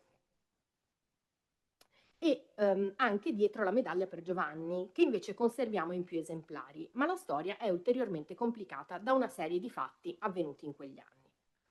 Morto Giovanni, l'amico Aretino ne fece eseguire in gesso la maschera funebre da Giulio Romano e passò poi il calco ad Alfonso Lombardi, perché il coroplasta ferrarese ne realizzasse un ritratto. Ma Alfonso era impegnato in altro, il calco si perse, forse passato per le mani di Giovanni Bernardi da Castel Bolognese che voleva farne un cristallo, e tornò nelle mani di Aretino solo nel 43.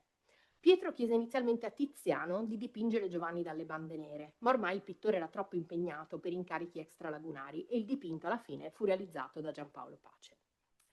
Avendolo tra i suoi più stretti contatti veneziani e potendolo incontrare quotidianamente nei cantieri sansoviniani, Aretino chiese quindi a Cattaneo di realizzare un busto e delle medaglie di Giovanni dalle Bande Nere. Perduto il busto, ci restano diversi esemplari di questa medaglia, questo quello della National Gallery of Art di Washington, nella quale il busto fiero del condottiero fiorentino morto 38enne è modellato con grande equilibrio nei tratti del volto vividi e nei particolari della veste, dove c'è anche spazio per muovere le frange dello spallaccio. Leggenda bipartita tra fonte e retro e soprattutto al rovescio leggenda in volgare italiano, una caratteristica ormai ripetuta nelle medaglie di Cattaneo. Da imputare al suo essere anche un letterato e un letterato in volgare? O alla sua stretta collaborazione con Aretino, che forse forniva all'amico i programmi iconografici e le leggende per le medaglie? Chissà, inoltre, se l'interesse di Aretino e di Cattaneo era quello di proiettare l'artista verso Firenze, dove da qualche tempo ormai regnava Cosimo I de' Medici, che non solo era il figlio di Giovanni dalle Bande Nere, ma che alle medaglie aveva cominciato a guardare con vivo interesse, e si contano decine di tipi con il suo volto prodotte dal 1537 in avanti. Chiudo con un ultimo caso coevo che ci porterà alla fine di questo discorso e a tirare un po' le fila della storia. Tenuto a battesimo da Pietro Bembo, figlio di Marcantonio Landi e Costanza Fregoso, il giovane Agostino Landi si era formato a Padova e frequentava abitualmente Venezia, dove nel 1539 aveva richiesto a Tiziano un ritratto, commissione della quale siamo informati grazie a carteggi proprio tra Agostino Landi e Antonio Anselmi, il segretario di Pietro Bembo. Seguendo queste lettere si coglie come nel novembre del 1539 il dipinto fosse concluso e spedito nel feudo di Bardi e Compiano nel Parmense, dove Landi risiedeva. Un secondo passaggio veneziano di Landi è documentato nel 46, quale ambasciatore di Pierluigi Farnese, e fu subito avvicinato da Aretino, che era nel pieno della promozione di Cattaneo medaglista. A Landi le medaglie interessavano. Infatti Bembo stesso gli aveva mandato la medaglia di Leoni e Leoni del 37, da cui è partita tutta questa storia, e ne promosse una nuova proprio con il volto di Agostino. La medaglia fu realizzata e la conosciamo in un unico esemplare al British Museum di Londra e raffigura Landi abbigliato all'antica come giovane regnante, conte del feudo di Compiano, come recita la leggenda. Al rovescio, lo scoglio nel mare in tempesta, emblema dei Landi, e il motto Immota ut scopulus stat mea sola fides, traducibile come solida come lo scoglio rimane la mia immutata fedeltà. Un rinnovato dialogo, quindi, tra pittura e scultura, e un tentativo riuscito da parte di Cattaneo di dare al busto un'idea di movimento anche solo nella torsione leggerissima della spalla, considerato che questo non era possibile per il volto, per il quale in medaglia bisognava pur sempre mantenere il profilo di ispirazione numismatica. Questa storia, da cui siamo partiti, che intreccia scultura e ritratti in piccolo formato come quelli in medaglia, ma anche pittura, vuole mettere in luce come fu proprio il Sacco di Roma e la successiva diaspora degli artisti, soprattutto toscani, a dare nuova linfa a una serie di pratiche artistiche che a Venezia stavano subendo dei rallentamenti. Se nel primo decennio del Cinquecento, con i Lombardo pienamente attivi sul fronte della scultura in grande formato, a sinistra, Venezia faceva scuola e le sue sculture all'antica erano richiestissime in tutta la penisola, la brusca frenata del secondo e dell'inizio del terzo decennio necessitavano proprio che la maniera moderna arrivasse in città tramite artisti aggiornati e formati su modelli anche di committenza completamente diversi. Sansovino e i suoi allievi cambiarono il volto della città scolpita, la stessa che abbiamo ancora oggi davanti agli occhi. Sul fronte della medaglia avvenne grosso modo qualcosa di molto simile. Il primo decennio del secolo vedeva Camelio saldamente alla guida della zecca e della ritrattistica dogale in medaglia e soprattutto lo vedeva modellare ritratti in aperto accordo e dipendenza con quella che era stata la ritrattistica belliniana che tra Gentile e Giovanni aveva prodotto opere di qualità straordinaria.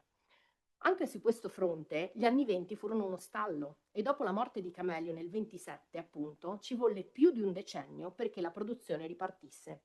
Una nuova produzione non strettamente legata alla committenza dogale, ormai orientata verso la medaglistica coniata dei dipendenti della zecca, abili tecnicamente, ma non così dotati dal punto di vista della resa fisionomica. Ma una ritrattistica in piccolo formato promossa da un toscano, Aretino, e prodotta da altri toscani, Leoni e Cattaneo, e di grande qualità scultorea, e realizzata nuovamente in dialogo con la ritrattistica dipinta coeva, come dimostrano il caso di Landi, ritratto da Tiziano, e quello di Giulio Gonzaga, da Sebastiano del Piombo. Una nuova stagione questa, destinata ad aprire la strada a quello che sarà il più importante scultore veneziano della seconda metà del Cinquecento, Alessandro Vittoria, che proprio in medaglia inizierà a mettersi in gioco come ritrattista. Qui ad esempio la medaglia e busto di Tommaso Rangone, la medaglia viene prima cronologicamente del busto, e che poi continuerà questa specializzazione fino alla fine del secolo attraverso diversi formati e materiali. Grazie.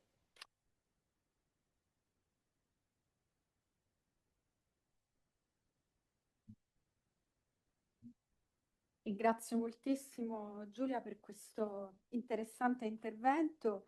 Io ovviamente non faccio che gli onori di casa, tra l'altro ci ha raggiunto anche Martina, sono molto contenta di vederla con noi, che è l'altra organizzatrice di questo ciclo di seminari insieme a Giovanni Maria Fara, che ringrazio. Vi lascio la parola per cominciare a discutere di quello che abbiamo sentito, magari se possiamo rimettere anche Matteo sullo schermo in modo da averlo con noi, sarebbe fantastico. Grazie. Ci sono domande, curiosità, commenti? Prego, Amos. Accendi pure il microfono. Io avrei una domanda, una curiosità per il professor Casini. E volevo chiedere, lei prima ha menzionato una fonte che cita un po' i diversi sacchi del passato, i sacchi di Roma, anche Gerusalemme, sottolineando la matrice, come dire, profana. E quindi il sacco di Roma che rappresenta un po' un caso particolare perché appunto terreno cristiano, città cristiana che viene insomma saccheggiata da eserciti cristiani. Mi chiedevo se nella narrazione, soprattutto veneziana, da quello che ho potuto leggere, è mai stato accennato o instaurato forse un paragone in realtà con il sacco di Costantinopoli di qualche secolo prima, dove lì sì che per la prima grande volta forse una città importante cristiana viene saccheggiata da eserciti cristiani, solo che lì finché erano i veneziani gli tornava anche utile alla loro narrazione. In questo caso, che in Italia succede una cosa più o meno simile, le carte in tavola cambiano. Quindi mi chiedevo se, cioè, giustamente si citano i Goti a Roma nel passato, ma insomma, questi pesi, queste misure diverse, in che modo magari trovano una spiegazione, una conciliazione, se c'è.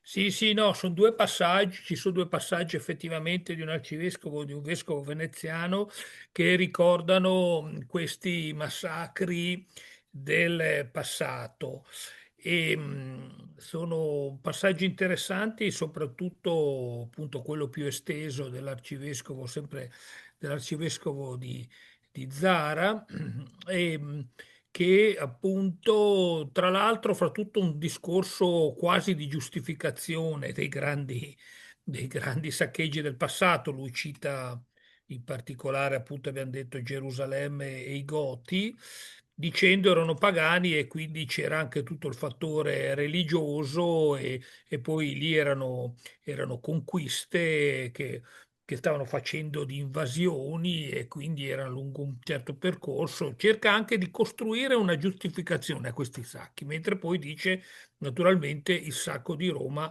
non è giustificabile perché è un attacco di cristiani contro cristiani, insomma.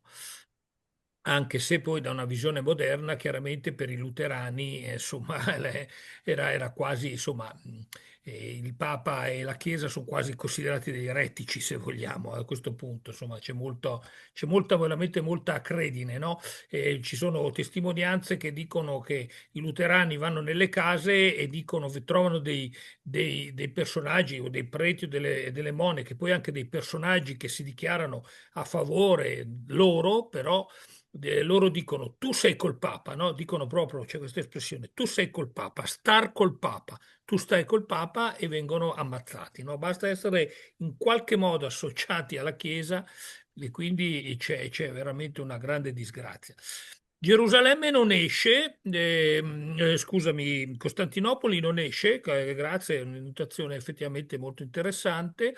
Il sacco di Costantinopoli, peraltro, è uno dei sacchi fra virgolette, più limitati, sappiamo, perché Maometto abbastanza in fretta decide di frenarlo e lui ha l'autorità per farlo, non è come a Roma che i capitani delle truppe imperiali non hanno la possibilità o l'autorità di fermare il sacco, invece Maometto II, mi sembra siano solo 3 giorni, le autorizza e poi proprio anche perché quella diventerà, no, da Costantinopoli a Istanbul diventerà la nuova capitale imperiale e quindi non viene citato. Gli altri due, come dicevo, sacchi che vengono citati da un altro testimone, uno comunque, ecco, però seguendo la tua domanda, i turchi come elemento però emergono. I turchi emergono sia per il sacco appunto di Rodi nel maggio del 1522, sia come molto cattivi, come termine di paragone. Questo è interessante. Le cose che stanno facendo gli spagnoli e i tedeschi a Roma sono peggiori addirittura dei turchi. Quindi comunque, no, seguendo quello che proponevi tu, i turchi hanno una brutta fama, ecco, questo senz'altro. Eh, Mm. Grazie, scusi, forse io mi sono espresso male, facevo riferimento alla Quarta Crociata, in quel senso, nel Ah, sì, sì, 1404. no, io pensavo alla famosa conquista Ovviamente di in effetti Costantinopoli, anche sì. il saccheggio di Maometto II, però anche nella Quarta Crociata eserciti Sì, sì. cristiani che entrano a Costantinopoli, che quindi insomma è un po' una Sì, sorta di sì. parallelismo a No, questo no, senso. no, no. Però è interessante anche giustamente. Un veneziano, soprattutto un veneziano orgoglioso come un patrizio d'alto livello, non ricorderebbe la Quarta Crociata. Probabilmente conoscendo un pochettino, insomma, come Valentina sa bene, ne abbiamo parlato tante volte, un po' la mentalità patrizia, soprattutto di questi grandissimi personaggi che appartengono ai grandi, no? Come dice Sanudo, alle principali famiglie veneziane. Non è un episodio probabilmente che in questo momento dai veneziani di questo livello viene considerato negativo, quello della Quarta Crociata, ma potrebbe essere di fatto considerato invece motivo d'orgoglio per Venezia, quindi senz'altro non ricordano quel sacco lì. No, mi era venuto spontaneamente di pensare invece alla conquista di Costantinopoli 1453 di Maometto II, che quello chiaramente per i veneziani quella sì che è una ferita aperta, hai capito? Anche perché i veneziani sono fra i pochi, fra i pochissimi che cercano di difendere la città, insomma, lo sappiamo dalle cronache, insomma, sono gli ultimissimi a resistere alle armate ottomane, insomma, ecco.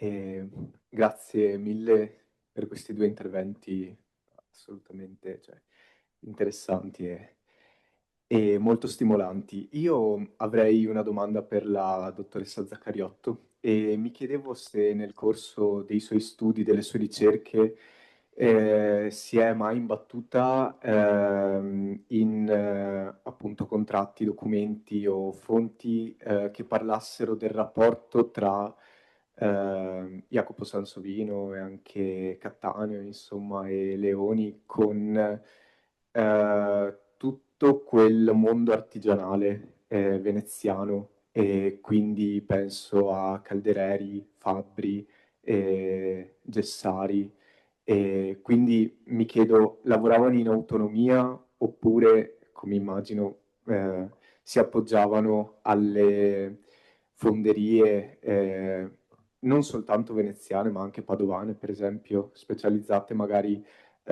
in produzioni più dettagliate, più di rilievo, più fini, e questo soprattutto, insomma, per questa produzione di piccola scultura, come sono le medaglie.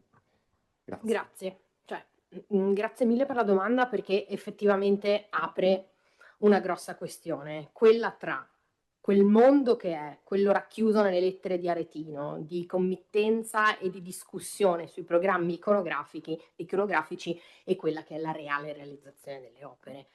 Leggendo soprattutto i volumi di Boucher su Sansovino, che pubblicano tutti i documenti sui cantieri, è evidente come anche il fatto di essere diventato proto gli garantiva il pieno accesso a qualunque tipo di fabbrica statale A Venezia sappiamo bene che i bronzi, soprattutto quelli di grandi dimensioni, non potevano essere fusi se non in arsenale. C'è questo libro molto importante di Victoria Avery che parla proprio di questo tema, no? E quindi della gestione della materia prima.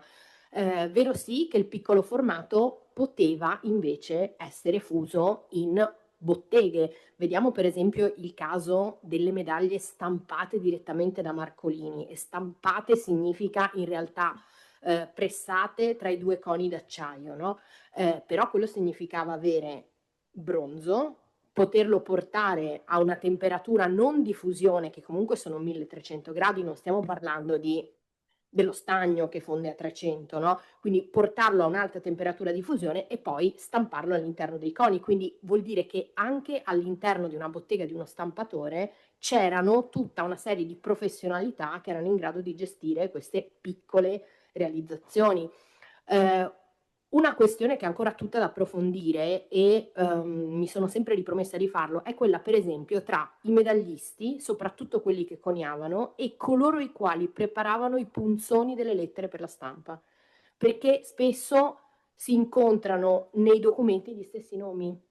Perché se pensate, la produzione delle letterine che servivano per incidere i coni è esattamente la stessa delle letterine che servivano per produrre libri, e quelle non venivano prodotte in zecca. I punzoni, alcuni sì, quelli diciamo con i simboli della Serenissima, altri invece, quelli che servivano per le medaglie, venivano lavorati fuori, no? Cattaneo poi ha una produzione padovana, cioè, e quindi è evidente che comunque negli anni 30 del Cinquecento a Padova le fucine post-donatelliane erano ancora attive.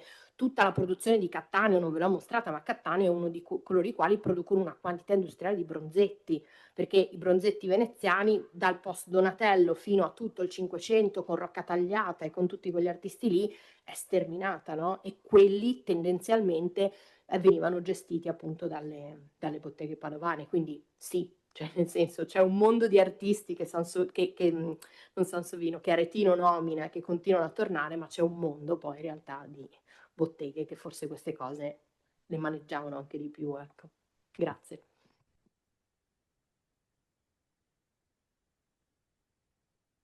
Grazie Giulia. Una curiosità immediata su questa risposta che hai dato a Riccardo.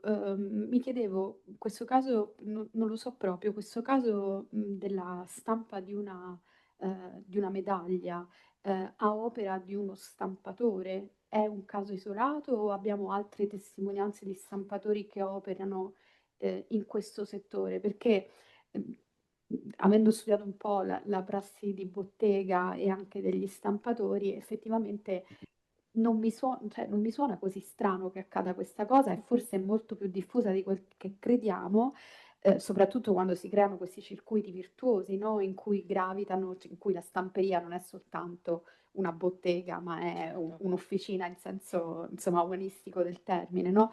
E mi ha molto impressionato perché poi c'è tutta questa divisione, settorializzazione della specializzazione dei mestieri della stampa, e lo stampatore al torcolo, insomma, tutti coloro che in qualche modo hanno una mansione precisa all'interno della stamperia. Quindi mi chiedevo se appunto ci sono altre testimonianze. Approfitto per fare anche una domanda a Matteo, così poi non interrompo ulteriormente le vostre risposte. Sono rimasta, Matteo, molto impressionato da questa cosa che hai anche ribadito nella risposta che hai dato a Amos, cioè questo confronto che Sanudo opera tra l'invasione, diciamo così, la crudeltà dell'invasione, delle invasioni turche e quelle dei Lanzichenecchi, perché chiaramente nella bocca di un veneziano l'accusa di maggiore crudeltà rispetto al turco ha tutto un sapore anche politico. E allora mi chiedevo se vi fossero, secondo te, delle ragioni anche politiche che muovono Sanudo a operare questo paragone. Grazie. Comincio io?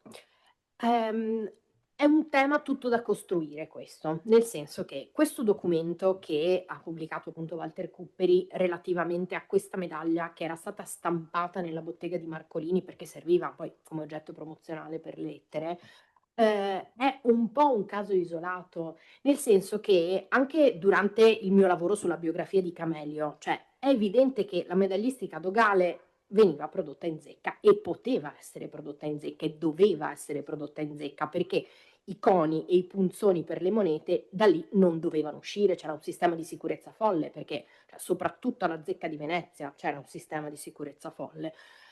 Ma Camelio ha tutto una produzione di medaglistica coniata, e quella che avete visto era la sua medaglia autoritratto che fa per cercare lavoro a Roma, e lo ottiene perché poi quella medaglia arriva nelle mani dei pontefici e i pontefici lo assumono, per la quale non è ancora chiaro dove veniva prodotta, perché evidentemente una certa prassi lavorativa era stata desunta dal lavoro della zecca, però doveva essere stata portata fuori, perché è difficile pensare che nella zecca di Venezia venisse prodotta una medaglia con un autoritratto del medaglista, e quindi sicuramente questo veniva fuori. Camelio era il fratello di un gioielliere. I fratelli erano un mercante di gemme e oro, e uno dei fratelli più grandi si definisce nei documenti Gemmarius, quindi incideva pietre dure, e capite che tra la lavorazione del conio in acciaio e la lavorazione delle pietre dure il passo è veramente breve. Quindi sono delle professioni che, anche quella appunto del conio delle medaglie, che si avvicinano a tutta una serie di altre professioni simili che si svolgono all'interno della città, ma fuori dai circuiti ufficiali. Grazie, appassionante, sarebbe davvero da studiare tanto su questa questione. Sì, stavo cercando il punto esatto, Valentina, grazie, perché in realtà adesso stavo proprio cercando il punto esatto, ma adesso non lo trovo, dove si parla di questi grandi, diciamo, saccheggi del passato. Ecco. Le fonti di Sanudo, come dicevo, spesso non, adesso non so perché, ma non lo trovo, comunque vabbè. Ehm, le fonti di Sanudo sono a volte non veneziane, quindi questa fama dei turchi non è soltanto veneziana, è anche per esempio di Benedetto Agnello, di altre o di quelli che scrivono a Elisabetta, quindi a Elisabetta Gonzaga a Venezia, se ben ricordo, ecco. Quindi le fonti che citano il sacco sono veneziane e altri sacchi anche non veneziane necessariamente, ecco, insomma. Mi ricordavo quella veneziana che però adesso non riesco a rintracciare, che invece era più concentrata, quella veneziana era quella più concentrata, se vogliamo, su questo aspetto di paganesimo e cristianesimo, ecco, insomma.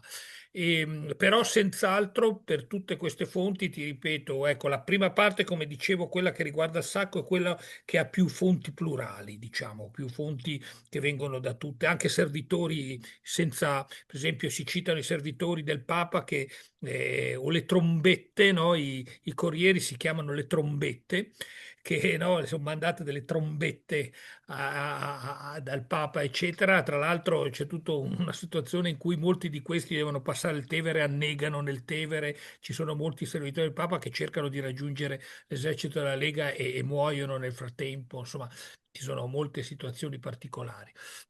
Quindi la fama dei turchi non è solo veneziana, hai capito? È proprio più generalizzata fra e uno dei sacchi citati è quello di Solimano Magnifico all'isola di Rodi, ripeto, insomma, ecco. Quindi è una fama che va al di là solo dell'opinione dei veneziani, ecco, non è solo condivisa dai veneziani, ecco. Grazie Matteo.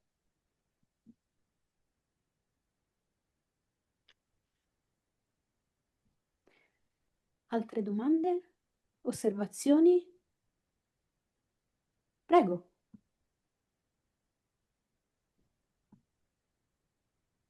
Intanto grazie a tutti e tutte per spunti e interventi.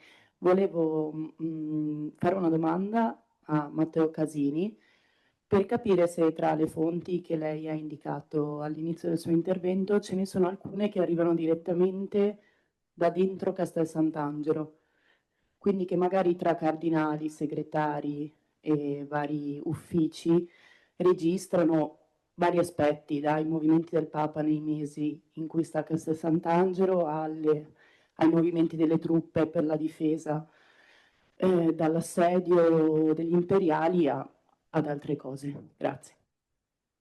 Sì, sì, ci sono appunto questi servitori del Papa, per esempio, che raggiungono l'esercito della Lega, che diciamo descrivono le condizioni interiori, e per questo che veniamo a sapere, per esempio, cosa fa il Papa all'interno di Castel Sant'Angelo per trovare i soldi, come citavo, diciamo, rispondere alle gravosissime richieste degli spagnoli.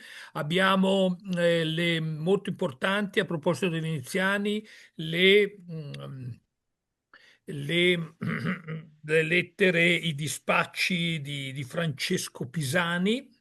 Il cardinale Francesco Pisani è a Sant'Angelo con il Papa e scrive a suo padre, che è il provveditore, no, Alvise, sì, Alvise Pisani, che è uno dei due provveditori nel campo della Lega, che sta tenendo, diciamo, d'occhio il Duca di Urbino. Ecco, quindi abbiamo parecchie lettere che vengono proprio dall'interno di Castel Sant'Angelo, abbiamo le richieste del Papa.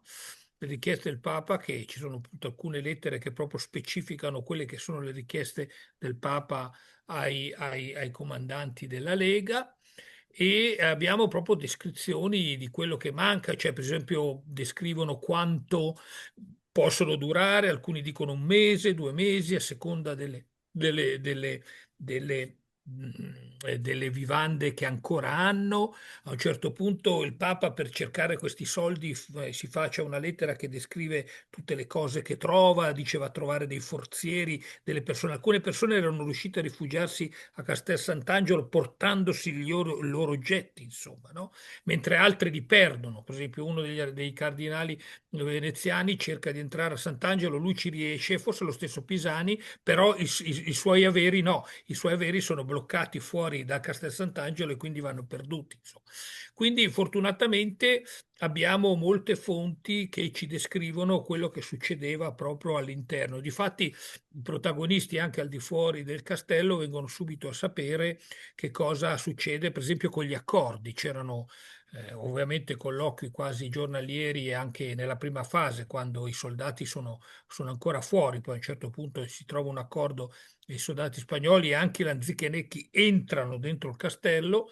Comunque possiamo sapere, a un certo punto tolgono i servitori e quindi le situazioni di ristrettezza, no? Il cardinale Pisani dice siamo in 8 a dormire assieme in una stanza, no? Quindi posseggiamo delle belle fonti dall'interno, soprattutto di Castel Sant'Angelo, che ci descrivono proprio la situazione drammatica dell'evolversi della situazione papale fino alla sua specie di fuga nel dicembre. Ecco, insomma, sì, sì, abbiamo ottime informazioni. Sanudo ci dà ottime informazioni su quello che avveniva proprio all'interno del castello. A un certo punto parla addirittura del numero di lanzichenecchi che erano autorizzati a entrare in castello. Dice possono entrare 10 o 15 lanzichenecchi al massimo. Hai capito? E non di più, però, e devono essere sempre nuovi, cioè non possono entrare gli stessi. Ecco, per dirti, si arriva ad un dettaglio abbastanza preciso, quindi sappiamo bene la vicenda del Papa, cosa succede col Papa in quei mesi là, lo sappiamo abbastanza bene. Queste poi sono solo le fonti di Sanudo, poi ci sono molte altre cronache ovviamente del Sacco, però è molto interessante, soprattutto l'evoluzione del Papa, che all'inizio spera, no? Manda queste lettere nella speranza dell'aiuto, e poi invece pian piano, ma insomma anche abbastanza velocemente, si rende conto che l'aiuto non sarebbe arrivato e scende sempre di più a patti con gli spagnoli, insomma, con conseguenze enormi. Ecco. Molti cardinali Pisani viene preso ostaggio anche lui a un certo punto, per esempio. Poi riesce a scappare, insomma. Sono cose, situazioni abbastanza drammatiche, sì. Comunque fonti interessanti, sì, sì, molto interessanti.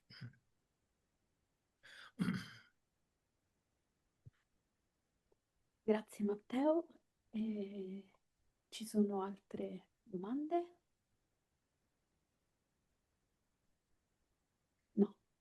C'è Beh, una chat forse? No, no, qualcosa grazie in mille. chat? Forse era solo un saluto, se ho letto.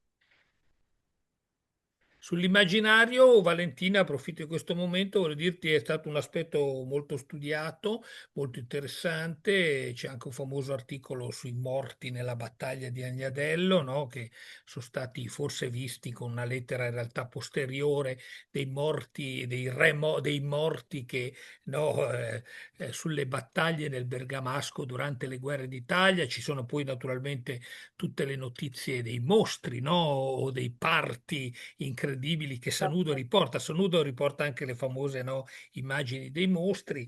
È chiaro che le guerre d'Italia, no, spingono a questa, diciamo, immaginazione, certe volte reale, quella dei fogli, no, dei Infatti quello documenti. che mi interessava rispetto alle cose che hai riportato tu non è tanto la questione della quasi quella che tu hai giustamente definito la deformità di Roma, no? Cioè l'idea di questa invasione di orrori che, diciamo, l'immaginario della guerra, quello immagino sia abbastanza comune a tante situazioni, ma questa questione di una città quasi smontata in cui c'è poi l'idea del bianco della carta che si legge come neve, cioè questa dimensione onirica che tu hai sottolineato, secondo me è molto interessante e forse, diciamo, io ovviamente non ho mai studiato da vicino questa questione, ma forse agli artisti non rimase totalmente indifferente questa, cioè bisognerebbe forse pensare anche in questa chiave al sacco. Ciò che C'è una visione senza dubbio diversa della città, anche sto fatto che ho citato che non c'è più religione, non c'è più funzione, c'è culto, ma che ti immagini Roma senza senza pane, culto? certo, senza il culto. Roma senza culto, Roma dominato da diavoli, Mm. Roma come inferno, non solo Questo come a forza Babilonia. pure dell'Apocalisse, no? C'è anche questa dimensione che, eh, Ci sono tanti aspetti sì, proprio di percezione, sono stati un pochino più studiati, manderò la bibliografia, qualche bibliografia che può interessare ai vostri studenti, sì, infatti, l'immaginario, le visioni apocalittiche sono sì. state un pochino più studiate, però manca secondo me una lettura proprio dei fatti che avvengono durante il sacco, un modo più proprio, diciamo, ecco.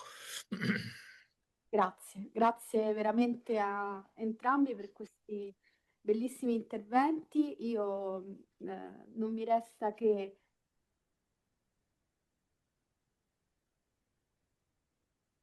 sì, allora abbiamo in chat la richiesta di informazioni bibliografiche. Naturalmente potete contattare il centro studi Rive all'indirizzo rive@unive.it, così vi forniremo le informazioni richieste. Io ringrazio ancora molto, anzi moltissimo, Giulia e Matteo per i loro interventi e do appuntamento a tutti voi al prossimo seminario che si terrà il 26 di febbraio in questa stessa sala a partire dalle ore 16:30 avremo la fortuna di accogliere un grande studioso, Michel Hockman, che ci parlerà del Sacco di Roma secondo André Chastel, quindi sarà davvero una bella opportunità. Grazie a tutti e complimenti ai relatori.